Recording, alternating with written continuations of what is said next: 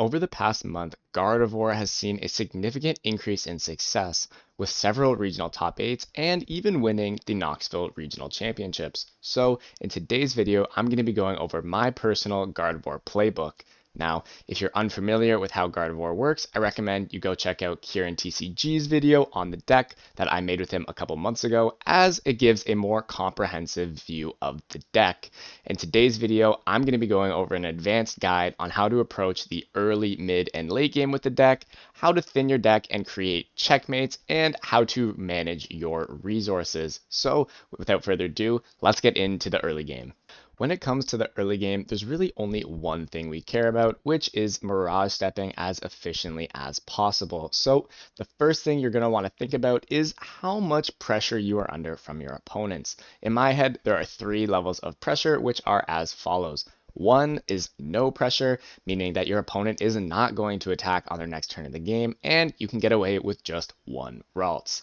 The second level of pressure is standard attacking pressure, so that means attacking with something like a Charizard, and maybe they got a boss's orders. Against this kind of pressure, you're just going to want to have 2 Ralts. And the third kind of pressure, and the scariest one by far, is Ninja Donk pressure. Now, this is from decks like Tina, or Lost Box decks, or Champao, which, if they are able to go first, can Greninja you before you can evolve into Kirlia. Now, against these decks, it is crucial that you get Manaphy down even over a second Ralts. Now, this means if you start something like a Cresselia and you have a Ralts and a Level Ball, I would recommend getting Manaphy over a second Ralts. Forcing your opponent to have a boss's orders to kill your only Ralts is usually better than allowing them to ninja kill you, as it is actually easier to get ninja killed than for your opponent to have a boss's orders from a Lost Box or Champao deck. Once we've considered how much pressure we're under, the next thing we're going to want to think about is how to Mirage Step for max value. Now, if we've prized any Kirlias, there's nothing we can do about that, but what we can do is think about the possibility of drawing a Kirlia or having a Kirlia in our hand. So if you do have a Kirlia in your hand or are potentially going to use an Iono and draw a bunch of cards, there's a few things you can do to protect yourself. The number one thing you can do is bench an extra Ralts. That way, if you do end up drawing a Kirlia, you can just put it down, trade, and then use Mirage Step and still get all your Kirlias into play on turn 2. The other thing you can do is you can look to Iono your Kirlias away onto the bottom of the deck, which is a phenomenal play because when you Iono, you are guaranteed to not redraw that Kirlia. So sometimes if I have extra level balls and I'm gonna Iono, I might just get refinements out of my deck and Iono them to the bottom to make sure I don't draw them. Another cool play you can make is you can Ultra Ball away your Kirlia and then Super Rod it into your deck. Now, this is a little costly as using a Super Rod to do this kind of sucks, but it is okay and a play that you can make. And the last thing I want to talk about in regards to the early game is the possibility that you prize Mirage Step. Now, this is devastating, but you are still in the game provided you can set up multiple Ralts on turn 1. Now, a good goal if you prize your Mirage Step is to get down 3 Ralts. That way, on your next turn, you can get 2 Kirlias and hopefully play the game. Now, the number one tip I'll give for these games is to realize that your draw power is going to be significantly weaker throughout the game. This is because as your Kirlias and Gardevoirs are dying, you don't have more Ralts to replenish them, as there was a Ralt under every Kirlia that died. So in these games, I will be looking to thin my deck more aggressively and take risks. This means if my opponent has a Pokestop, I'm probably going to spin it every turn and hopefully get some energies into my discard or some bad cards and not hit crucial ones. This might feel kind of bad, but it is important to take these risks or else your deck will probably fizzle out in the endgame with less Kirlias than usual. Now that you used Mirage Step, you are officially entering into the mid game, which is when you're going to start attacking and making a comeback. So once you've Mirage Step, there are 4 positions which you are frequently going to find yourself in. The first position you're going to find yourself in, and the most common position, is the 6-4 beatdown deficit. Now, what I mean by this is when you're playing against a linear deck that uses 2 prize attackers. These are decks like Arceus, Charizard, Roaring Moon, Mew VMAX. and they have a 6-4 prize lead. This is the most frequent line you are going to find yourself in and is actually a very advantageous position. Now, at first glance, you are behind on prize cards, but you are actually ahead in the prize trade because your opponent will have plenty of V Pokemon in play and you will be able to win the game in 3 attacks. Now, your opponent will also be able to win the game in 3 attacks by killing your Gardevoir EX and 2 1 prizers. However, it is your turn, meaning that if you take the initiative and score a 2 prize knockout, you are ahead with one of the best draw engines in the entire game and very unlikely to whiff a knockout for the rest of the game. Now, one huge tip I'll give in this position is that when you go from 6-4 to 4-4, there are 2 options for your opponents to do. The first thing they can do is nuke your Gardevoir EX and go down to 2 prizes. Now, I love when my opponents do this as it lets me keep my Arcana with a million energies and gives me extra draw power, which lets me fit out my deck even more. And what you're going to want to do in this position is absolutely do not bench a 2 prize Pokemon, and your board will be all 1 prizers. Now, sometimes if you started Lumineon or Zacian, you might have those on the board, and it is crucial to find a Turo or a Collapsed Stadium to get rid of those and go to all 1 prizers.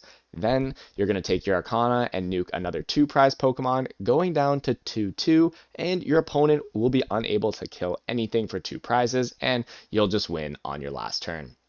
Now, the other option your opponent has, and the better option, is to just kill your Arcana and go to 3. Now, when your opponent does this, there is an opportunity for you to attack with Zacian. Now, this might seem strange as it is a 2 prize Pokemon, but it is actually your best option as when you go in with Zacian, you'll be going down to 2 prizes, and you will force your opponent to knock out your Zacian, as if they don't, you have a free Pokemon that does 300 damage and will win the game on the next turn.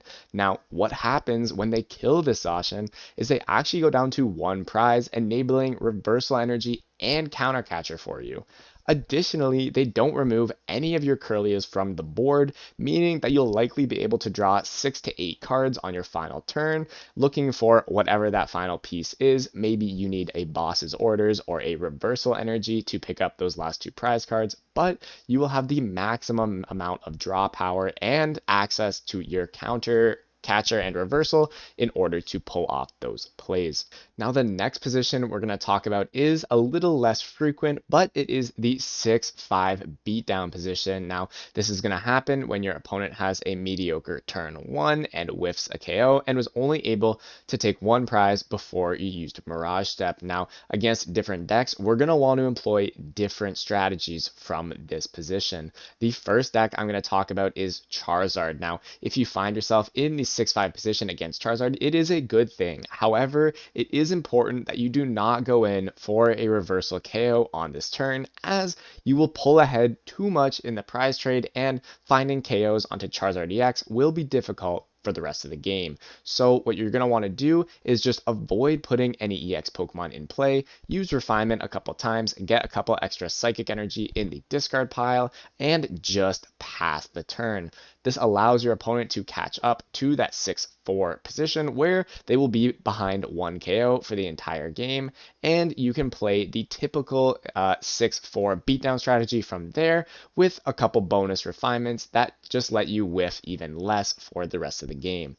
Now, against just about every other deck, you are going to want to do some kind of attacking, which varies depending on how much pressure your Gardevoir EX is under.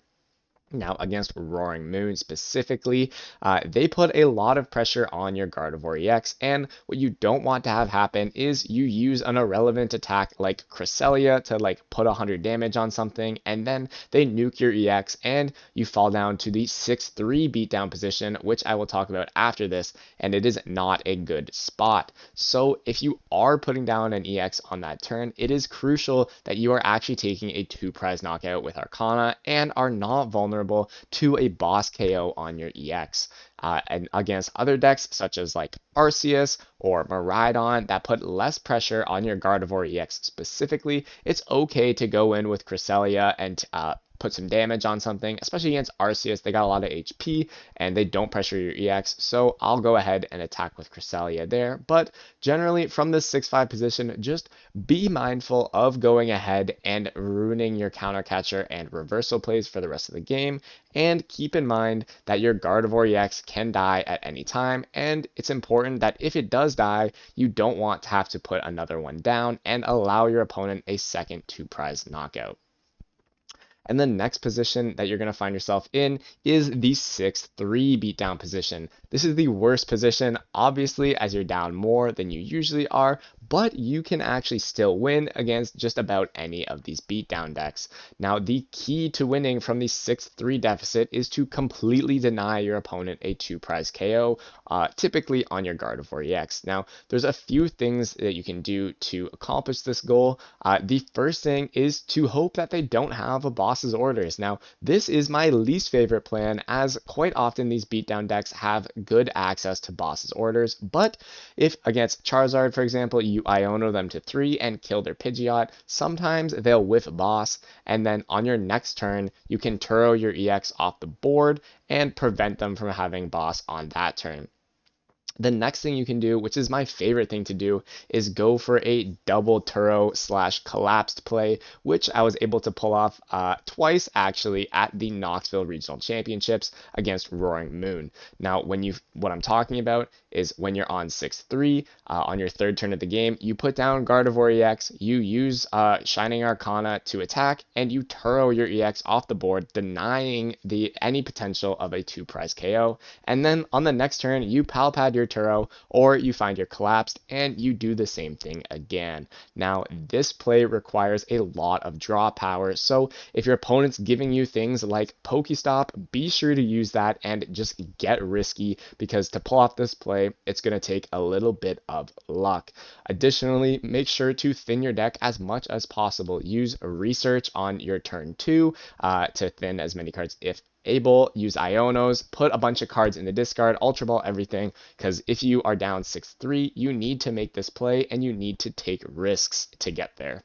And the fourth situation you're going to find yourself in consists of all special cases. Now, what I mean by this is any deck that does not put down a plethora of 2-prize Pokemon for you to have your way with, you're going to need a different strategy. This means Champao, Gardevoir, Lost Box, and Tina are all going to require unique strategies. If you want to know how to play the Tina matchup, I've made a whole other video on that, which I'll include in the description below, so be sure to check that out. For the other decks, let me know in the comments below if you want a complete guide. I can make more videos if it seems like there's interest, but I'll just go over briefly some tips for those matchups right now. Against Lost Box, you're going to be looking to use Cresselia in the mid game and then attack with Gardevoir EX in combination with a Deep Iono to 1 or 2 in order to make a comeback, making up for those turns that you lose because you're not taking consistent 2-prize knockouts. Similarly, against Champao, you're going to want to target down 2 of their support Pokemon. Instead of the Comfeys, you're going to be looking to gun down the Bibarel, prevent them from taking additional 2-prize knockouts. If they ever attack with Iron Hands, you need to instantly remove that from the board before prioritizing the Bibarel. And then against Gardevoir Mirror, it all comes down to who has more Curlias in play, as whoever is behind is going to be looking to make a big Reversal Arcana Countercatcher EX knockout play to take the lead, and when they do that, they leave themselves vulnerable to the Countercatcher reversal play right back at them. So if they can combo it with a Turo on their EX or a Collapsed on their EX, that is when you get really deadly. And pulling off this play takes a lot of cards, especially if you're getting Iono'd every turn. If your Curlias are also dying, it can be hard to pull off this play, so just focus on killing Curlias. Now that we've reached the end game, we're going to be looking to put together a checkmate situation on our second last turn of the game, which is typically turn 4. So in order to do this, we need to protect ourselves from 2 options that our opponent could do. The first option is that they can disrupt our hand with an Iono. So to protect ourselves from Iono, my favorite thing to do is to deck myself out, or nearly deck myself out, leave a couple cards in there, and then use a Palpad Pad to put Boss's Orders into my deck, or use a Super Rod to put Lumineon into my deck, meaning that in those 4 cards of my deck, which will be on top after the Iono, I have a guaranteed out 2 Boss's Orders for my final 2 prize cards. Then the other thing that we need to protect ourselves from is Boss's Orders, meaning that if our opponent does something like boss in our Greninja and pass, or boss in our Gardevoir EX and hit it for 300 damage, we need a way to pivot. So if you think your opponent has access to 300 damage, now some decks can't hit for 300, so you don't have to worry about this play. Decks like Charizard do either way too little, or they do like 400 damage to you, so you don't have to worry about that one, for example. But if your opponent is capable of putting 300 damage on your EX, you're going to need access to 2 energies to retreat that, which can come in the form of 1 Super Rod or 2 energy, or a Professor Turo.